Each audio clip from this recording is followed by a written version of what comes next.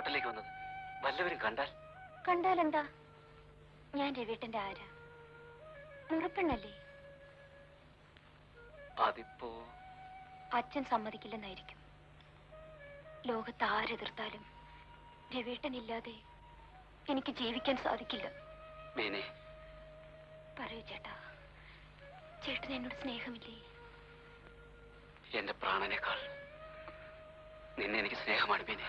എന്റെ ചേട്ടാ, മൃഗമേ, നിനക്ക് എന്റെ മുമ്പിൽ എങ്ങനെ ധൈര്യം ഉണ്ടായി? താഴെ കുത്തിയ ബിഷപ്പാമ്പാണ് നീ. അമ്മാവനോ? അങ്ങനത്തെ ബന്ധത്തെ പറ്റി നിനക്ക് ഓർമ്മയുണ്ടായിരുന്നെങ്കിൽ നീ ചെയ്യുമായിരുന്നു. നിങ്ങളൊന്ന് സമാധാനിക്കൂ. അവനൊരു തെറ്റ് പറ്റിപ്പോയി. രവി മറ്റാരും അല്ലല്ലോ, നമ്മുടെ സഹോദരന്റെ മോനല്ലേ, വീണിടം മുറച്ചെറുക്കൻ. എന്റെ മകളുടെ മുറച്ചെറുക്കനായിട്ടാണ് ഞാൻ അവനെ വളർത്തിയത്. ഏതായാലും സംഭവിക്കേണ്ട സംഭവിച്ചു. ഇനി ബഹളം ഉണ്ടാക്കി നാട്ടുകാരെ അറിയിച്ചാ നമുക്ക് തന്നെ അപമാനം. അച്ഛനും അമ്മയും ഇല്ലാത്ത നിന്നെ സ്വന്തം മകനെ പോലെ ഞാൻ എടുത്തു വളർത്തി. നാട്ടിലെ പഠിപ്പ് കഴിഞ്ഞിട്ട് വിദേശത്ത് ഉപരിപഠനത്തിന് അയച്ചു. എന്തിനാ? നിന്റെ നന്മയ്ക്ക് വേണ്ടി. വള്ളികുന്നത്തെ ഗിരിജാവല്ലഭനാണ് എന്റെ അനന്തരവൻ.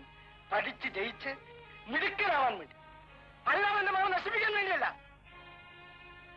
ജസ്റ്റിസ് കരുണാകരന്റെ മകനുമായി അവളുടെ വിവാഹം ഞാൻ ഉറപ്പിച്ചാണ്.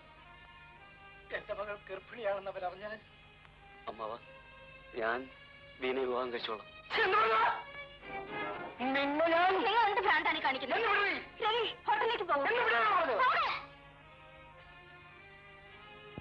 ഈ തോക്കിന് തരൂ. തരാൻ. അവിടെ ഇരിക്കൂ.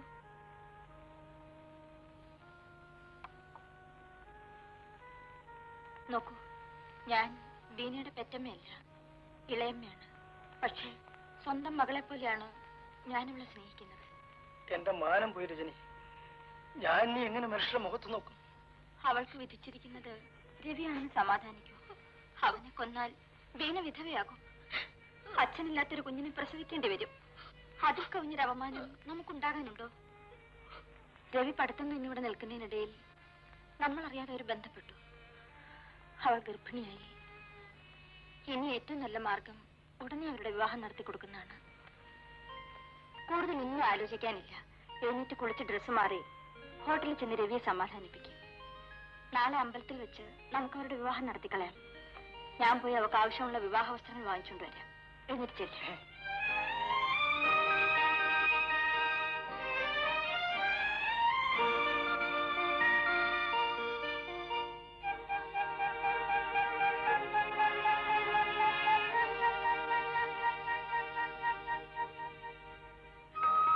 പഠിത്തമൊക്കെ കഴിഞ്ഞല്ലോ.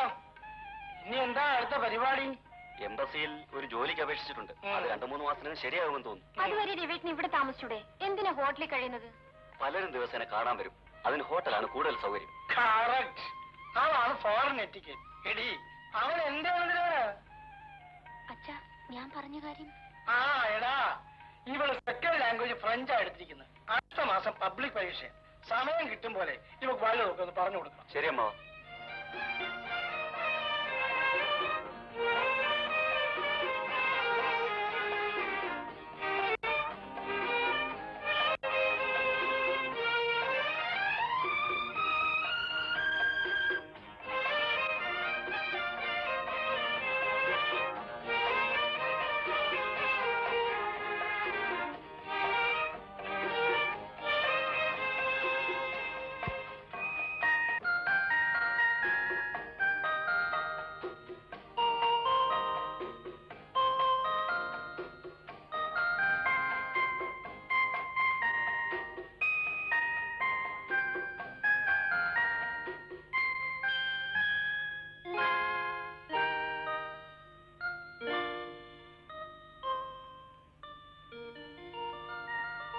കുഞ്ഞെ, എന്താ ചാലു? കാപ്പി ആറ് തണുത്തിരിക്കുന്നു.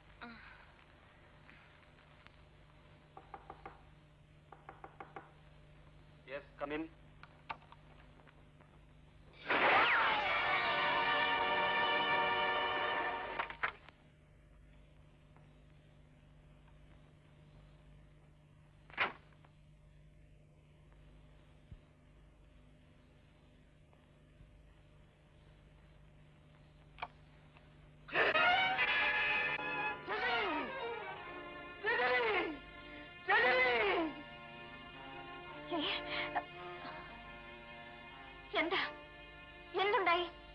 പറയുന്ന രവിയെ കൊന്നു.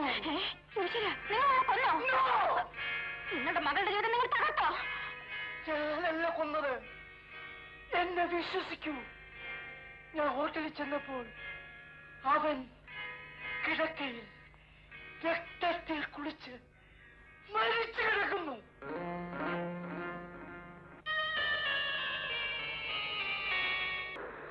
Good morning. Left right, left right, left right, left right. Hard right turn, left turn.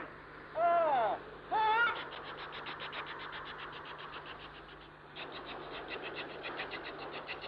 ഒരു സ്ക്രൂ ലൂസായി കിടക്കുക.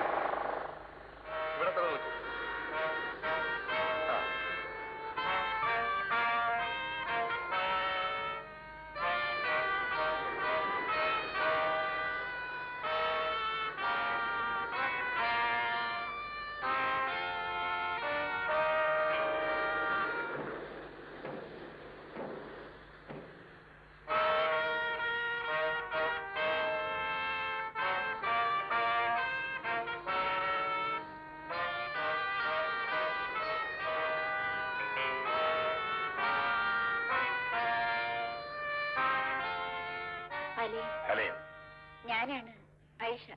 ഓഹോ, മിടുക്കി. ഇയാൾ അലി എന്റെ ബോഡിഗാർഡാണ്. I C.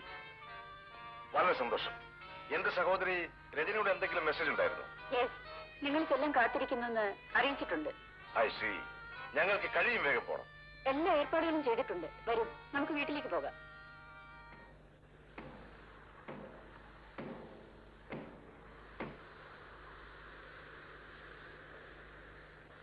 $501 calling 33, 501 calling 33, 501 calling 33, over. 33 on the lane, 33 on the lane, 33 on the lane, over. An important message.